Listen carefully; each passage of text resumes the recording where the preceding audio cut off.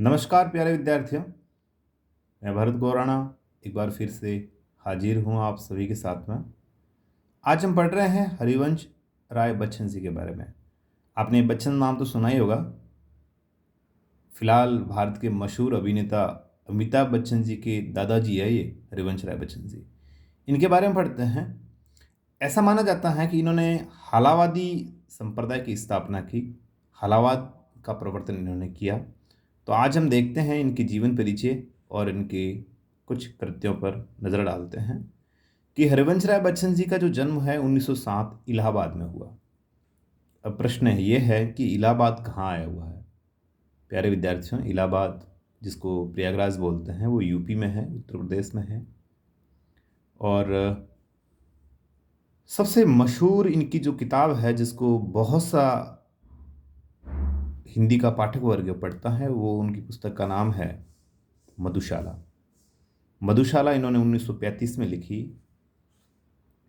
और मधुशाला इतनी चर्चित कविता हुई कि हिंदी का पाठक वर्ग इसको पढ़ता ही पढ़ता है। मधुबाला इन्होंने 1938 में लिखी और मधु कलश इन्होंने 1938 में लिखी। निशा निमंत्रण, एकांत संगीत, आकुल अंतर। अंतर का मतलब वैसे भेद होता है, अंतर का मतलब आंतरिक भाग से भी संबंधित है। मिलन यामिनी, यामिनी निरात्री। सतरंगिणी, 7 रंगों वाली। आरती और अंगारे, नए पुराने जरोखे, टूटी फूटी कड़ियाँ, ये इनके काव्य संग्रह हैं, अर्थात ये इनकी कविताएं हैं। क्या भूलूं क्या याद करूं, नीड़ का निर्माण फिर। नीड़ का मतलब होता है घोंसला, बसेरा। बसेरे से दूर, जहाँ पे हम रहते हैं उससे दूर। 10 द्वार से सोपान तक। ये इनके आत्मकथा के 4 खंड हैं। बहुत महत्वपूर्ण प्रश्न है ये, और कई बार आता है कि इनकी आत्मकथाओं के नाम लिख दीजिए। 2 आत्मकथा के, 3 आत्मकथा के, 4 आत्मकथा, जो भी इनकी आत्मकथा हैं। तो ये इनकी 4 प्रसिद्ध आत्मकथा हैं, तो इसको आप भूलिएगा मत। हेमलेट, ये हेलमेट नहीं है, ध्यान रखना, ठीक है ना। कई बार आप ऐसा ना समझ लो कि ये हेलमेट है।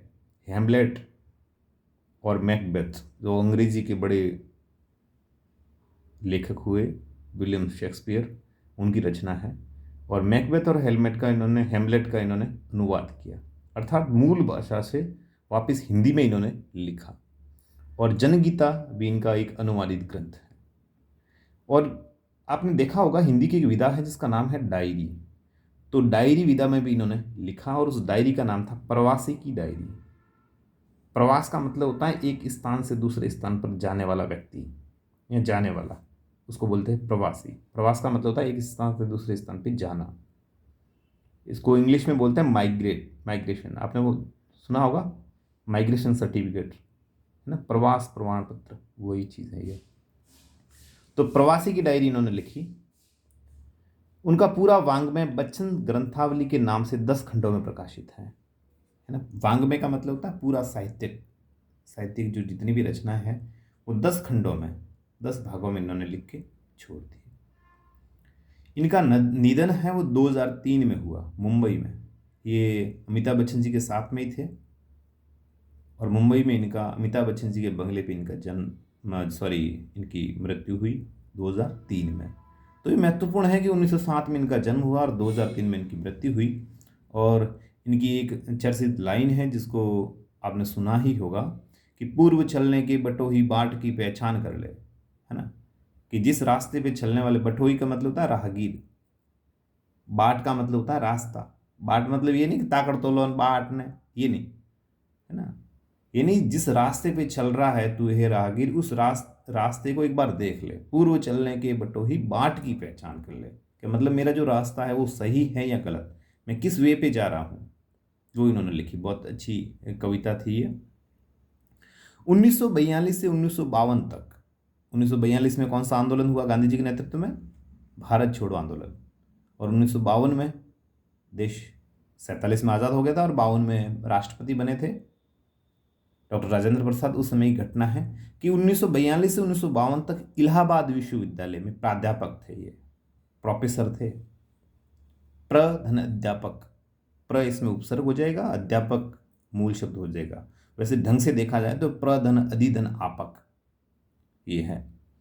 आकाशवाणी के साहित्यिक कार्यक्रमों से संबंध था इनका। आकाशवाणी का मतलब रेडियो। फिर विदेश मंत्रालय में हिंदी विशेषज्ञ रहे।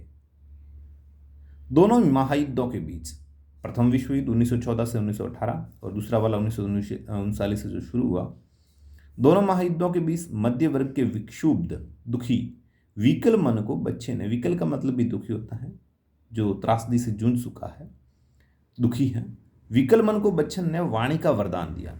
उन्होंने छायावाद की लाक्षणिक वक्रता के बजाय, वक्रता का मतलब था टेढ़ापन, उसके बजाय सीधी सादी जीवंत भाषा और संवेदनशील गेय शैली में अपनी बात कही। गेय का मतलब होता है गाने योग्य, जिसको हम गा सकते हैं, जैसे कबीर के पद हैं उनको हम गा सकते हैं, उसी प्रकार से।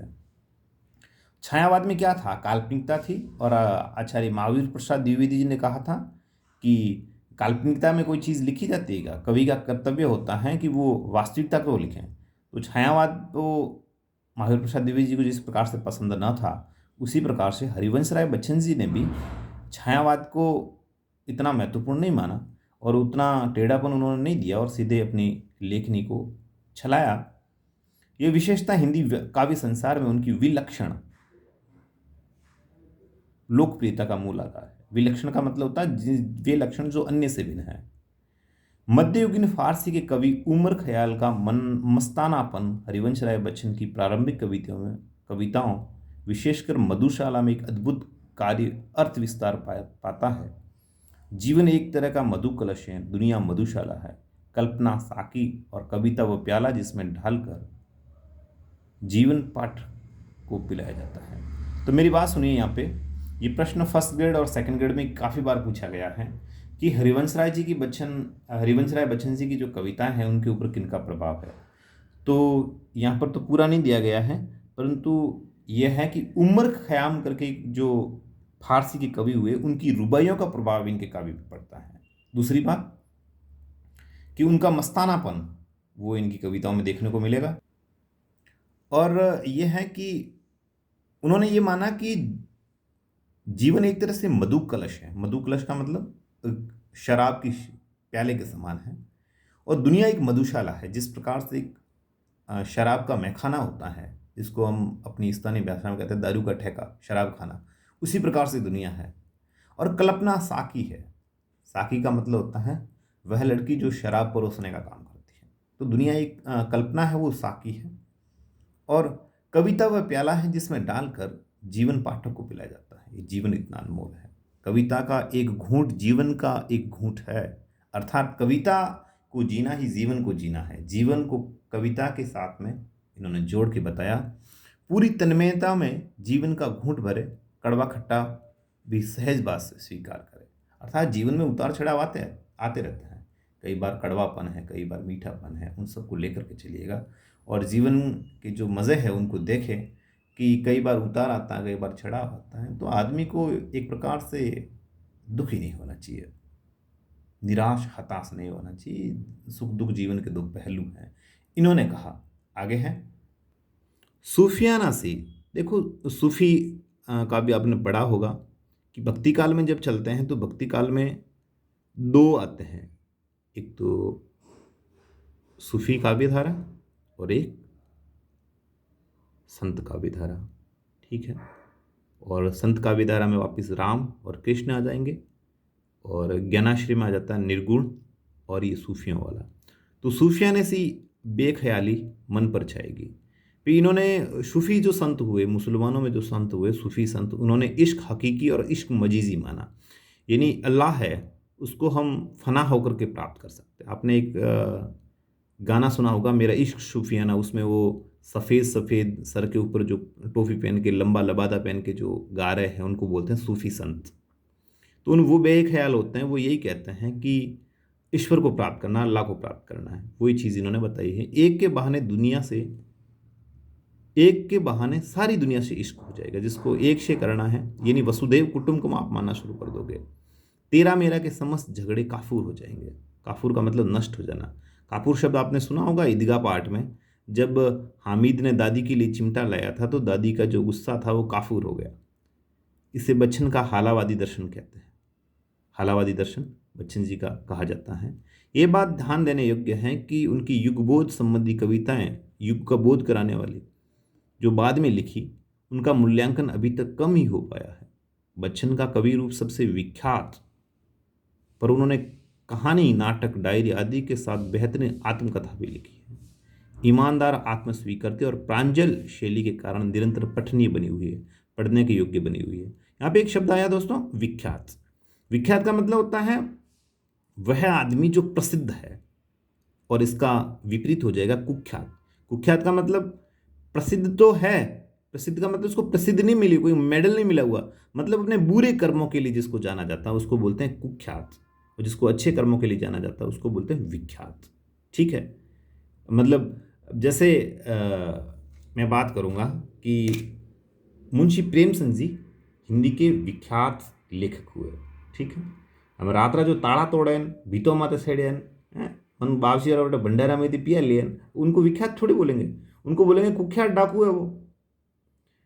ठीक है, तो ये हमने जो मूल मूल चीज़ें थी वो हमने हरिवंश राय बच्चन जी के बारे में पढ़ी। आपने देखा कि हरिवंश राय बच्चन जी हालावादी प्रवृत्ति के हैं, और ये दुनिया से अलग है। ये चाहते हैं कि दुनिया अलग है और मैं अलग हूँ, मुझे दुनिया के पीछे पीछे नहीं चलना। तो मूलतः इतना जो है अगर आप लिख के आ जाएंगे तो 100% आपको नंबर मिल जाएगा, ये मेरा मानना है। और वीडियो किस प्रकार से लगा, और थोड़ी त्रुटियां सी आ रही है, जैसे रिकॉर्डिंग में हाथ वाथ का, थोड़ी जो भौतिक सुविधाएं हैं वो मेरे पास में कम है, फिर भी मेरा प्रयास है कि आपके लिए बेहतर से बेहतर वीडियो बना करके प्रेजेंट करूं, ताकि मेरी अनुपस्थिति में भी आप बेहतर तरीके से पढ़ सकें। फिलहाल आज के लिए इतना ही। फिलहाल मैं भरत कोराना लेता हूं आपसे विदा। शुक्रिया, शब्बा खैर।